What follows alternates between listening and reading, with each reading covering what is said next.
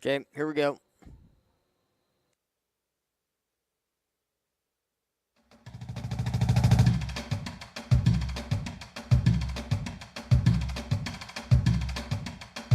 Nebraska Preps Postgame with Damon Benning and Jacob Padilla. That's the big voice guy, which means it is another week of Nebraska Preps postgame, and I get to act on my odd affinity and appreciation for Jacob Padilla, who is back. Is it really that odd? I hope not. You're like, God, this guy's so weird. Why does he like talking to me? I don't know. I just like people that are good at their job. I think that's kind of the simplest answer, and it lets me off the hook for being kind of a weird guy.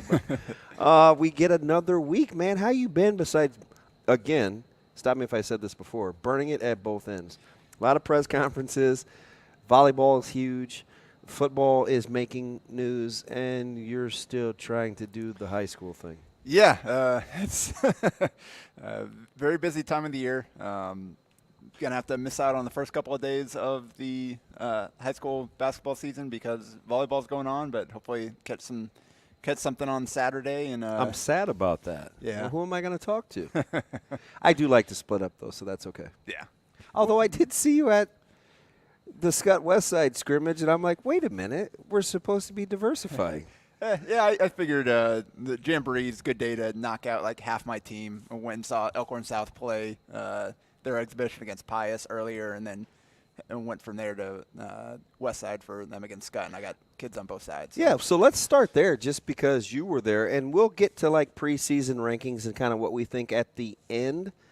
But let's start with Pius and Elkhorn South, two teams that people, I guess what I would say, wonder out loud about. Yeah, I think both teams are going to kind of be in that mix. Pius is, well, I guess both are replacing a lot. But Elkhorn South, they've got they're going to have the 5-out look. They don't really have a post player that's with any kind of experience. It's going to be 5 guys between 6 foot and 6'3", and they're just going to switch everything. They're going to play 5-out, drive, kick, look for some open shots, and that's how they're going to play. With Alec Noonan, leading scorer, coming back. We talked about him, the kind of summer he had. You've got Evan Warner coming back off. He's kind of getting back in the flow of it. He had some surgery at the end of our season, but got cleared just in time for practices to start. So that's a team that I think they'll be scrappy. Again, they're gonna have to really work against teams with some real size, but they got some tough kids inside as well. And then Pius, they brought back one starter in Jackson Kessler, and Trayson Anderson. We talked about him during the summer and kind of the breakout that he had. He's the other kind of cornerstone of that lineup. And then I think they're kind of figuring things out from there. Everybody else coming back is kind of a newcomer to the varsity rotation, at least. They've got some interesting pieces. They got some young guys. I know they had a couple guys that weren't suited up on Saturday, so we'll see what they look like once they're at full strength. But that's another team that they'll have a chance. New coach, both these teams, new coaches with J.J. Zumbrennan at Elkhorn South and Adam Brill at Pius, both. Well, they got young in a hurry, right? Yeah. So yeah, I mean, it was pretty competitive scrimmage on Saturday. The starters only played one half, and then they gave the younger guys a chance to play the second half. So using a exhibition how it should be, which this is the first time, and maybe I missed it the last 2 years watching these jamborees. I didn't know the score started over, but you know me pretty well. How long do you think it took me to figure out at the Scott Westside game while it said 0-0 after half? Were you just laughing at me? You're like, DB's up there. He's probably like, hey, what happened to the 16-point lead that Westside had going in at half or whatever? I just was like, hey, why does it say 0-0? Well, it's an exhibition, and like Rocky and Drago, this time we weren't supposed to be keeping score. Yeah, and I checked with that after going to the Elkhorn South game. I checked with the coaches. All right, so what do you guys have planned for so I was prepared for it. I know they wanted to kind of reset things, go more zone, get the younger guys a chance to play in that third quarter. Use it what it's designed yeah. for in the offseason, right? It's the week's kicks or tips off this week. And then fourth quarter, they wanted to even up the score to kind of play some situational ball and make you have to execute in a tight game in the fourth quarter. So what did you make of obviously having insight to both teams, was pleasantly surprised cheering for the home team because I felt like, especially without some key guys having had a lot of time, mostly both Caleb's, that I was a little concerned about Westside's depth, and I know that Scott will be a force. They will be the team in Class B along with Springfield or Platteview, and we'll get to that in a second. But I was pleasantly surprised with Westside's depth and how aggressive they were on the defensive end and limiting a couple of fantastic players in Farron and Jake Brack, who, in my opinion, doesn't get enough touches. I don't know if Saturday is foreshadowing, but if that's me, that offense runs through Jake, and I know how dynamic J.J. Farron is. Yeah. For sure. And right? Are we in agreement there? Okay. I think Jake took over for some stretches there. There are times he looks unguardable without fouling him. Yeah. He's 6'8", strong, physical. He goes hard. And last summer, I think he started to assert his level of physicality as well. Do you need some more volume? Other way. There we go. Am I loud? Well, I'm right next to you, Jacob. He's starting. I watched him the second half of last summer, and he really started to assert himself. And I'm like, uh-oh, for the rest of Class B. Totally agree. And that's where you start with Scott. I mean, they've got good rotation players all around, but Brack is, like, you look at, I think we'll get to Class A, Bellevue West. Josiah Dozer is the difference. He's the only high major commit currently in the state right now. And you have Brack in Class B, Division I player there. So that kind of right there separates you a little bit from kind of the rest of the pack if you take advantage of that skill set. So when you're looking at how the game unfolded, and I like Archer. I mean, he comes from fantastic stock. I know he's competitive, good toughness. They've got a lot of options. I think we both like Scholl, right? We talked about him, and there's this thing, older brother, younger brother. But with Mitch, it was just like he started to really come around at the second half of last summer and showed some flashes of wanting to evolve in terms of being that guy. I liked his level of aggressiveness, especially being a young guy. Yeah, and Mitch obviously sidelined right now, unfortunately, dealing with the knee injury. Hopefully he can get healthy. Brock Scholl is the one that took advantage of that. His younger brother, just a sophomore, played a lot of varsity minutes in June and fall league, and we'll see kind of what his role looks like in that team. But as he kind of adjusts to the varsity level of play, he's a versatile kid. He can do a lot of things for them. Long, can put it on the deck or shoot from the perimeter, as well as catch and finish inside. So I think he's a really good fit for what they're going to do, and is going to end up being a pretty good, really good player for them down the line. So with Westside, obviously we know about Kevin Stubblefield, Caleb Benning, Caleb Mitchell, Tate Oddvadi. That's a heck of a four, as good as anybody else will have. But depth is going to be an issue. Who's that fifth, sixth, seventh guy in the rotation? Boy, they appear, at least early on, to have some options there going forward. Yeah, on Saturday, Kevin Brown, who obviously I'm a little biased there, coaching this summer. I like that, though, because he needs a good advocate, and you know him as well as almost anybody. And he's quietly a guy that's made a lot of progress. Yeah, he had a really good day on Saturday, and I think he plays with confidence. He has a chance to really help you guys add a little bit more size in the middle. So now you've got Kevin Stubblefield at the 4 as opposed to playing as an undersized 5. You've got Brown there at 6'4", 6'5", next to Stubblefield, 6'3". I think you guys list him at 6'4". Yeah, it's the haircut. Yeah, Jacob, it's the haircut. So and then Maddox Anderson and Malik Crawford both played well on Saturday as well. Anderson had a couple really nice plays, knocked down some shots, and had a really nice pass at the end of the half. I liked the little leave. That was nice. Tate Oddvadi, and we know Oddvadi picked up where he left off, 24 points, knocking down some tough shots. He's going to have a really good season at the high school level, scoring the ball. Playing with the two guards he's playing with, if he lets the game come to him, he will be as efficient a scorer as there will be in the Metro, in my opinion, because he will get some good looks. And I think that'll be how good they are, how quickly they reach their ceiling will depend on kind of how the guards settle in. Obviously, looked like C.J. Mitchell was working on some rust. He hadn't played competitive basketball since back in the spring. Almost 6 months. Yeah. And then Caleb Benning wasn't suited up at all coming off football. I know he was hoping to get ramped up here, try to get ready to go for the season. So those are your two guards, your leading playmakers, and probably going to take some time to get readjusted to the lineup and figure things out. But once those guys get rolling, then Westside's got a chance to be as good as anybody. Hey, let's hop over to another interesting one because I felt like it was a great matchup on paper because I wanted to see how one compared to another Class B power in Scott. Gretna and Platteview with an early season tilt as 9 an a.m. exhibition. Saturday morning. How about that? Getting it out of the way. Coach Brodsky, Coach Feakin, two of the great guys in high school hoops. And saw Coach Feakin and Coach King over at Elkhorn South, so I'm guessing they schedule that up so they can get some scouting in.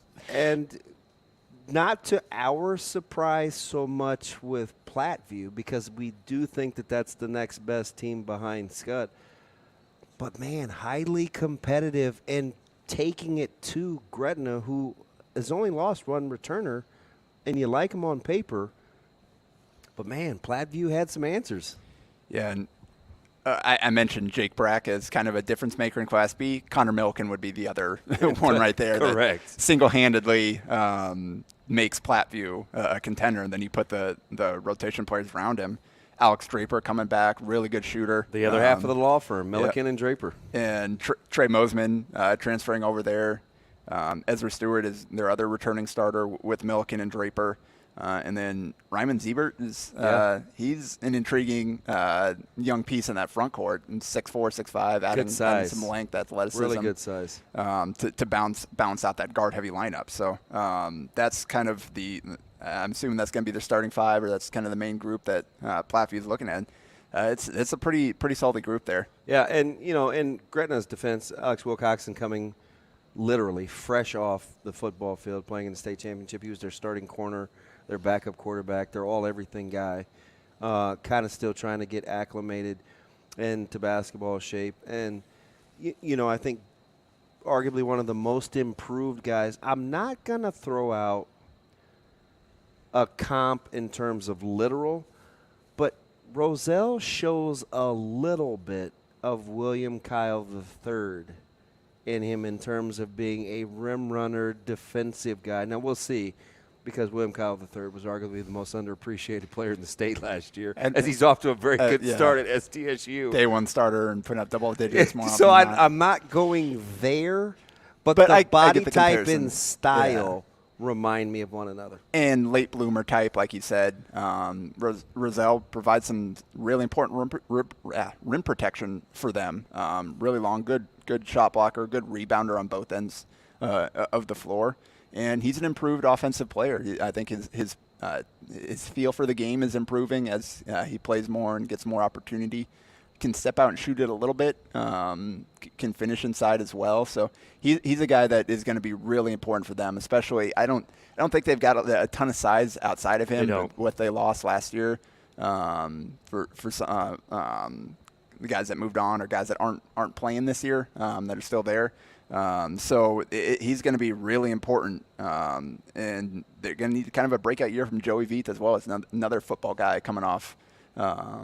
Who had a good summer playing for OSA, can really shoot the ball and can rebound. Had a really good summer. I felt like that six, I call them, the OSA six. I mean, they played without such deep numbers almost all summer last year. You and I happen to be in the same gym a lot watching that basketball team play.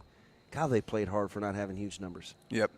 And so Gretna's, they've got, I mean, you look at that starting five, Landon Pekorski, Alex Wilcoxon, Alec Wilkins, Joey Veith, and Jeffrey Roselle, or some combination that's kind of the main five. They've got some other guys, Isaiah Curry, Ty Smolinski played for them last year. Surprised to see Mosman such a good job on Pekorski. The next evolution in Landon Pekorski's game is going to be better off the bounce. And that is kind of the question for them if they want to jump into that championship level is who is going to be able to make plays, put pressure on the rim. We know Pekorski and Wilcoxon are both really good shooters. Pekorski, he's got the tough in-between game, but when you rely so heavily on that, those are tough shots, and the percentages just aren't great. You need someone that can get all the way to the rim, and he is the point guard for that team. I think we saw that both Wilcoxon and Wilkins kind of had breakout summers. They both played really well in their roles for their respective teams. Wilcoxon obviously earned the move up to ETG and continued to shoot the ball well, and Wilkins had multiple 20-point outings for that OSA Gold team, and he's a guy that can he's a tough guard with his ability to get downhill. I gush over Wilcoxon a little bit just because I got a chance to see him up close. I like him as a young man, and he's highly competitive. And the other thing is his teammates like him, and I think, I don't know, man. I've done this long enough to know ultimately that's important. Yeah. So Gretna, we'll see. They got some things again this early in the season. A lot of kids coming off football season trying to reintegrate themselves. We'll see what they look like here in a couple weeks into the season. That holiday tournament should be fun. But I think Class A starts with Bellevue West. With absolutely Josiah Doser coming back and the level that he's playing at right now, and then they've got a really well-rounded, complementary team around him. You've got a couple of bigs there, and Robbie Garcia and Jacob Arope that are skilled, versatile players. You can play them together. You can split them up, so you always have size on the court. It'll be interesting to see kind of how Coach Woodard manages that rotation. Got Jackson Stuvey, Jane Jackson coming back. Eldon Turner as another ball handling option in the backcourt. Another guy I like a ton. So you can play multiple kind of dynamic ball handlers together. They've got Steven Polacek as a shooting option off the bench. Jaden Bullion transferred over there as kind of a glue guy, physical. Gives them some toughness too in the post. So it's a really well-rounded team. They've got shooting, they've got length, they've got size, and they've got the best player in the state. When you're talking about their depth, is that the difference for you?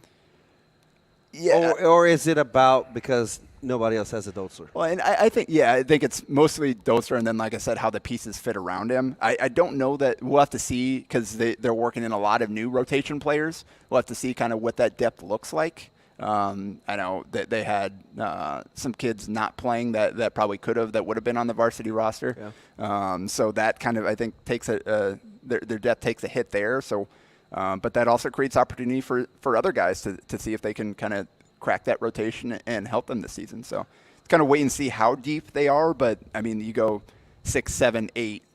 For sure, they're as good as anybody. Omaha West Side opens with Lincoln Southeast, which will be an interesting game tomorrow. Especially, we'll see what happens in the backcourt with what Benning does in terms of playing. But when you look at Lincoln, is it Southwest and Southeast for you? I think those are the two. And I think that's where you start with the amount of returning talent they have back for both teams and. The kind of how well-rounded they are in terms of they've got length, positional size.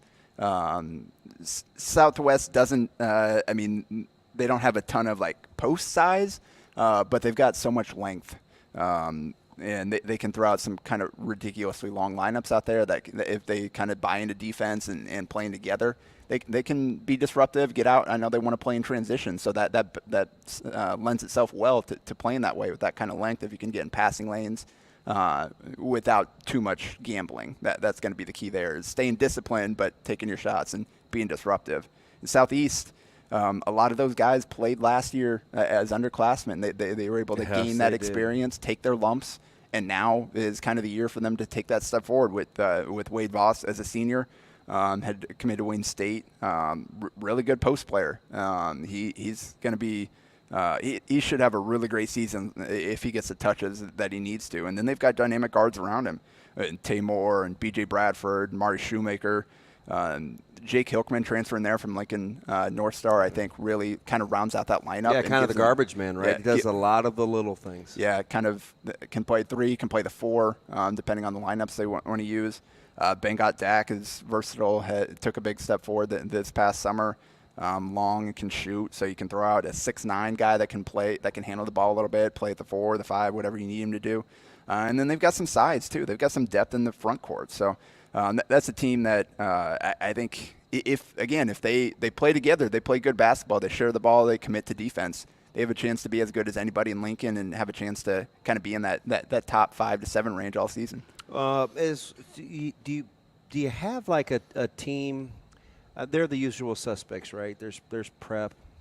Wondering what's going to happen with transitioning to some younger guards. They'll have to replace Jungers, who I think is much better than I think people felt like when he left the program. Yes, Coach Crutchfield and those guys, they feel like they really have one in Jungers. Who's kind of the next crop that you're looking at that you're thinking, oh, this could be interesting? Nobody really has Central's length, but they're going to have to find good guard play and some consistency in scoring. What's left for you in the Metro? Yeah, Creighton Prep is certainly interesting. The first time in a long stretch here, they won't have kind of that D1 player to build around. They've had Jungers, a caller rope. They've been on a good roll recently. And those guys are gone now. They've got a lot of guys that played for them last year because of the injuries, how hurt they were last year. That hurt them last year, but I think it benefits them this year where guys got some experience. They've got some size with the Clausen brothers and a few other guys there. It'll be interesting to see kind of who cracks that rotation for them because they've got some depth there. They've got Marquise Tolliver coming back off the injury, missing last season, missing the summer. P.J. Newble. And just really started to come into his own, didn't he? Really good athlete, and I think balances out Joey Reichel as a shooter pretty well. Newble's ability to get to the rim. And Dylan Clausen is a guy that we talked about in the summer that I thought really made a big leap and has some really nice potential. So I think you just kind of throw them into that mix because Josh Lutke is always going to be in that mix. It'll be interesting to see kind of where they settle in and what their ceiling is. Again, without that kind of one guy to build around, but their depth, they're going to play that prep style. So I think they're going to be in the mix as well. Well, they've got a good 3-headed monster. Their critics will poke at the schedule, saying that they got a very favorable draw. But I kind of liked the young nucleus at Omaha North. I think they're going to be a thorn in the sides of teams that they play. They've got Perkins and Strong, and of course, Thomas brothers. We know about Delron Thomas and company. So do you like for North to be able to make some noise independent? Because I'm not one of those guys that holds schedules against people. I think Coach Lichty and that staff have kind of paid a price and toiled a little bit. Is this a breakout year for Omaha North? I think this year is what they've been building to with that, like you mentioned. There's a lot of athleticism, good guard play there. Teandre Perkins coming back as a senior, Minor Strong and Delron Thomas as juniors. I think ready to. Daleron's played since he was a freshman. Rondale, I think, Minor. Rondale Thomas also a senior shooter for them. Brothers. Daleron's brother. Yeah. But Minor Strong, I think, is ready to kind of take a step forward. Obviously, Mason was there last year as their leading scorer. So I think he's ready to kind of step forward. He's bouncy, long, good playmaker. So they've got a really well-rounded starting lineup. Roy Liu adding athleticism. They don't necessarily. I mean, they've got DeAndre Harper as a post option if you need to throw a bigger body out there. So that is a team that they have the pieces to kind of be in the mix this year and to take a step forward from where they were last year for sure. How about Papio South that has the good backcourt? They get Maul Jaw to transfer over from Millard South. They're a little undersized, but they've got some fellas, especially that can go in the backcourt. Yeah, and we saw Reese Kircher and Bryson Ball both play extensively, start as freshmen. So that'll only benefit them this year. They both played a lot of basketball this summer, both coming off the football field. Hopefully Reese can get healthy. I know he got hurt during the football season, so hoping to see him back at full strength. But they've got some good guard play. You've got Devin Jones, kind of the glue guy, the guy that's going to defend and put some pressure on the rim to balance out a guy like Ball, who is a knockdown, catch and shoot, three-point shooter, who's really long too.